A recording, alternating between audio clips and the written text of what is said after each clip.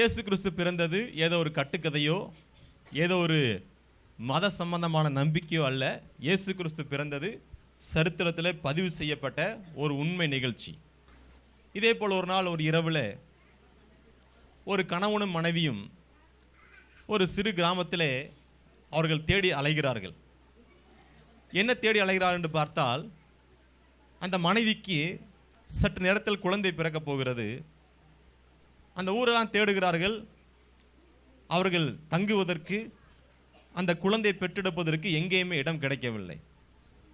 கடைசியில் ஒரு இடத்துல அந்த கிராமம் முழுவதும் மக்கள் கூட்டம், எங்கே பார்த்தாலும் கூட்டம் அலைமோதுகிறது. கடை வீதிகள்லாம் கூட்டம், தெருக்கள்லாம் கூட்டம், எல்லா வீடுகளும் நிரம்பி வழிகிறது, எல்லா சத்திரங்களும் நிரம்பி வழிகிறது. அந்த பெண்ணுக்கு பிரசவ நேரம் வந்துவிட்டது. எங்கு சென்று தங்கலாம் என்று தேடி அலைகிறார்கள். எங்குமே இடம் கிடைக்கவில்லை. கடைசியில் ஒரு வழியாக மாடுகள் அல்லது ஆடுகள் அடைத்து வைக்கப்படுகிற ஒரு இடத்திலே அவங்களுக்கு இடம் கொடுக்குறாங்க. அந்த இடத்திலே அந்த பெண் ஒரு குழந்தையை பெற்றெடுத்தாள். அந்த குழந்தை தான் கர்த்தராகிய இயேசு கிறிஸ்து. அந்த சிறு கிராமம்தான் பெத்லகேம் என்று பைபிள் சொல்லுகிறது. ஒருவேளை நீங்கள் இதுவரைக்கும் பைபிளை பற்றி கேள்விப்படாமல் இருக்கலாம், இயேசு பற்றி கேள்விப்படாமல் இருக்கலாம். உங்களுக்கு சொல்லுகிறேன், உலகத்திலேயே உண்மையாக எழுதப்பட்ட சரித்திரபூர்வமான ஒரு புஸ்தகம் இருக்கிறது என்று சொன்னால் அது நாம் வாசித்து கொண்டிருக்கிற இந்த பரிசுத்த வேதம் என்கிற பைபிள்.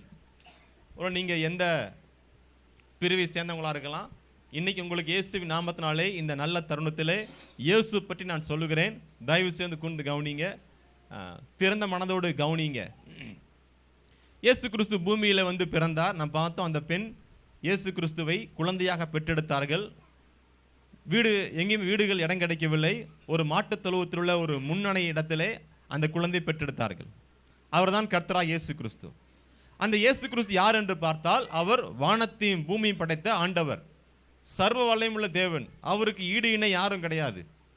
அப்படிப்பட்ட ஆண்டவர் உங்களையும் என்னையும் போல ஒரு மனித உருவம் எடுத்து, மனித அவதாரம் எடுத்து பூமியில் வந்து பிறந்தார். நம்மை போல ஒரு குழந்தையாக பிறந்தார். இது பாருங்க, இயேசு பிறந்தது எல்லா மனுஷருக்கும் சந்தோஷமான விஷயம்னு சொல்லி பைபிள் சொல்லுது. நீங்கள் ஒரு வேளை இன்னைக்கு வாழ்க்கையில் சந்தோஷமே இல்லை, நான் சிரிச்சு ரொம்ப நாள் ஆச்சு, நான் நிம்மதியோட தூங்கி ரொம்ப நாள் ஆச்சு, நான் நிம்மதியாக சாப்பிட்டு ரொம்ப நாள் ஆச்சு, ஏன் வாழ்றனே தெரியலன்னு சொல்லி ஒருவேளை நீங்கள் பல கேள்விகளோடு இருக்கலாம். நீங்கள் ஒருவேளை இயேசு வெறுத்து கொண்டிருக்கலாம், இயேசு உங்களுக்கு பிடிக்கலன்னு சொல்லி கொண்டிருக்கலாம், இயேசு பற்றி நான் தெரிந்து கொள்ள வேண்டிய அவசியம் இல்லை நீங்கள் நினச்சிட்டு இருக்கலாம். ஆனால் பைபிள் சொல்லுது, உங்களுக்கு இயேசு பிறந்தாருங்கிறது சந்தோஷமான ஒரு விஷயம். ஏன்னு சொன்னால், இயேசு பிறந்தது 3 காரியத்தை நிறைவேற்ற. ஒன்று வந்து என்னன்னு சொன்னால், பாவங்கள் இருந்து மனிதனை விடுதலை செய்ய.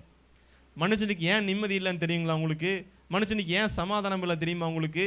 ஏன்னு சொன்னால், பழமொழி சொல்லுவாங்க, காசு கொடுத்து மெத்தையை வாங்கிடலாம், காசு கொடுத்து எதை வாங்க முடியாது? எதை வாங்க முடியாதுங்க? காசு கொடுத்து மெத்தையும் கட்டளையும் வாங்கிடலாம், காசு கொடுத்து தூக்கத்தை வாங்கிட முடியாது. பல பேர் தூக்கம் இல்லை, பல பேர்த்துக்கு நிம்மதி இல்லை, பல சமாதானம் இல்லை. ஏன்னு தெரியுமா? வாழ்க்கையில் பாவம் இருக்குன்னு சொன்னால், பாவம் செய்கிற மனுஷனாக இருந்தானா அவனுக்கு சமாதானம் இருக்காது என்று இந்த வேதம் சொல்லுகிறது. இப்போ நல்ல சந்தோஷமான விஷயம் என்னன்னு சொன்னால், ஒருவேளை யாராவது நிம்மதி இழந்து போய் சமாதானம் இழந்து போய் நீங்கள் ஒருவேளை இருந்திருக்கலாம்.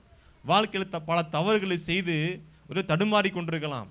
இன்றைக்கி ஒரு சந்தோஷமான விஷயம் என்னன்னு சொன்னால், பாவத்திலிருந்து விடுதலை செய்வதற்காக தான் இயேசு பூமியில் வந்து பிறந்தார்.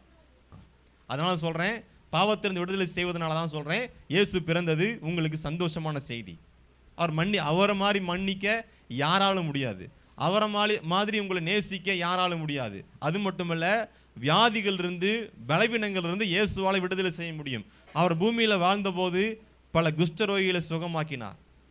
குஷ்டரோகிகளை தொடுவதற்கு அருவருப்பான மக்களை எல்லாம் அவர் தேடி சென்று தொட்டு சுகமாக்கினார். வியாதிகளிலிருந்து மக்களை விடுதலை செய்தார்னு பார்க்குறோம். அப்போ வியாதிகளிலிருந்து இயேசுவால் விடுதலை செய்ய முடியும். அதிலிருந்து விடுதலை செய்வதற்காக இயேசு வந்து பிறந்தார். மூன்றாவது பார்க்கிறோம், பிசாசின் கிரியிலிருந்து விடுதலை செய்வதற்காக தான் இயேசு வந்து பிறந்தார். பிசாசுடைய கிரியினாலே இன்னைக்கு பல மக்கள், உலகத்தில் அநேக மக்கள் பாதிக்கப்படுவதை நான் பார்த்துருக்கேன், நீங்களும் பார்த்துருக்கலாம். மாந்திரியங்கள், செய்வினைகள், அந்தகார வல்லமைகள் சொல்லி பல அசுத்தமான கிரிகள் மூலம் மக்கள் இன்னைக்கு நிம்மதியில் சமாதானம் இழந்து வாழ்ந்து கொண்டிருக்கிறாங்க. அவைகளிலிருந்து விடுதலை செய்ய இயேசுவாலே இலவசமாய் முடியும். அதனால சொல்றேன், இயேசு பிறந்தது சந்தோஷமான செய்தி. ஹல்லேலூயா, ஹல்லேலூயா. பைபிள் சொல்லுது, நான் இன்னைக்கு சொல்ல வந்த 2 காரியம். ஒன்று, சத்திரம் இயேசுவை ஏற்றுக்கொள்ளவில்லை, முன்னணை அவரை ஏற்றுக்கொண்டது. இதுக்கு முன்னே சொன்னது இயேசு பற்றி தெரியாதவங்களுக்கு தான் நான் சொன்னேன். இயேசு பற்றி தெரிந்த மக்களுக்கு சொல்லுகிறேன். ரெண்டே செய்தி சொல்றேன்.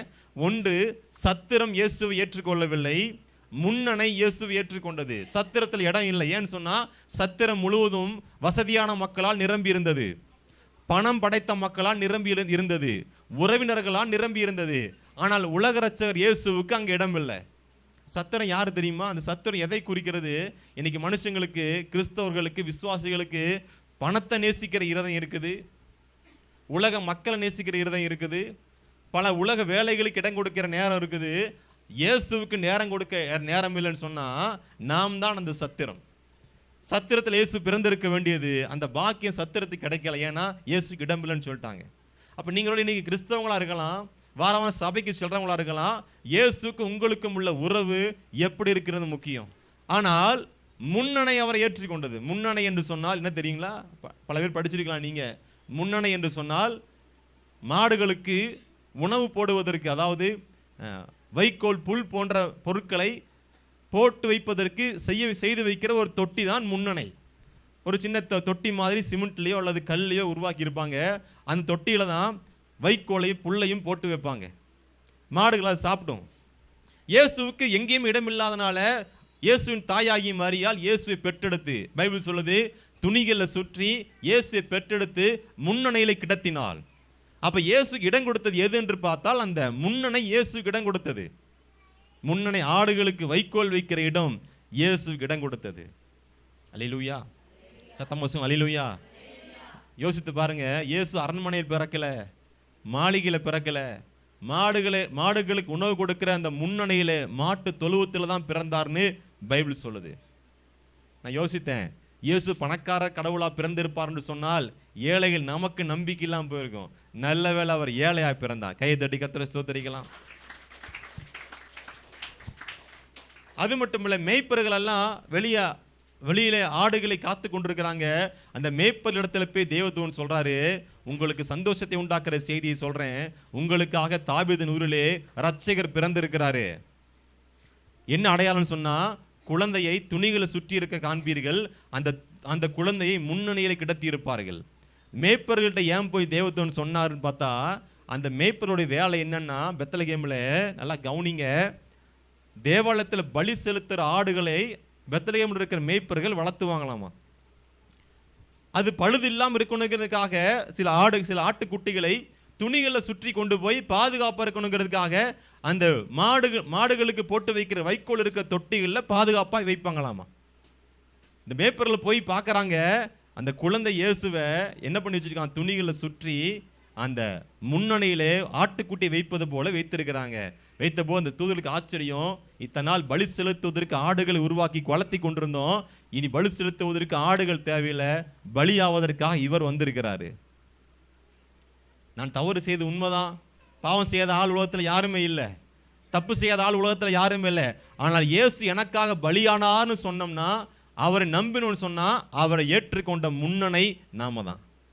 இன்னைக்கு யோசித்து கிறிஸ்தவர்களை பார்த்து கேட்குறேன், நீங்கள் சத்திரமா இருக்கிறீங்களா இயேசுக்கு இடம் கொடுக்காம, அல்லது இயேசுவை ஏற்றுக்கொண்ட முன்னணையா இருக்கிறீங்களா?